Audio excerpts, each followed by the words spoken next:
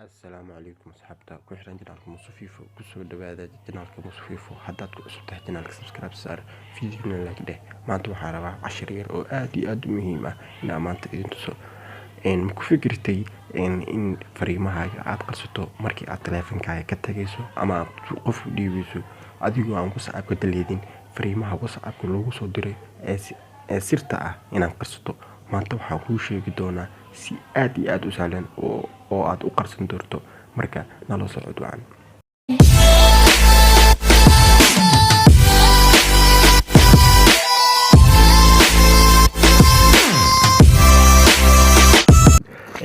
waxaad tagaysaa Play Store-ka barnaamijka aan ku shaqayn doono waxaa la lahaa Watchlog meeshan ayaa search ku dhehaysaa bis Watchlog search ayaa dhehaysaa isaga ayaa toos ku gudbi doono waa soo install garayso doontaa ani hadda open uu yahay marka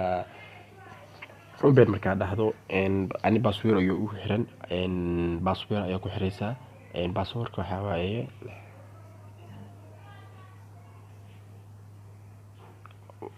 passwordka waa geliyay passwordka markaa gelisid waxaa furinaysaa hadhow sidaan ayuu ku yahay adiga enable ayaa leedahay marka waa furaysaa labadaba markaa furto muhiimadu intaas ma ahan waxaad tagaysaa interactive cover markaad tagto waxaa ka dooranaysaa WhatsApp markaa ka doorato interactive cover meeshaas ayaad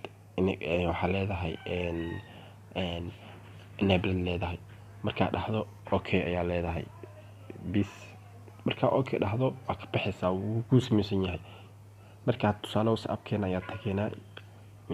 oo ujeedaan jatis dad badan ayaa la hadlay hadda dadkii aan la hadlay ma jiraan status ma jiraan calls ma jiraan waa kaya markaad qofka taleefanka markaa u dhiibtid waxaa leedahay WhatsApp markuu galo oo isku dayo inuu sirtaada ogo waxba ma arki karo waa kaya marka adii sidee aan usoo celin karaa marka qoraaladii sidee usoo celin karaa marka waxaad taabanaysaa meeshaas 3 jeer ayaa taabanaysaa 1 2 3 markaa 3 jeer taabato passwordka ayaa gelinaysaa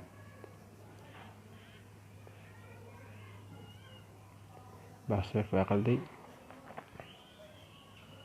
waa kaya hadda dadkii aan la hadlay waa kaya marka statuskii adiga callskii waa kaya ujeedaan marka haddii aad ka hesho video like dheh janaalkana subscribe saar oo nagu soo biir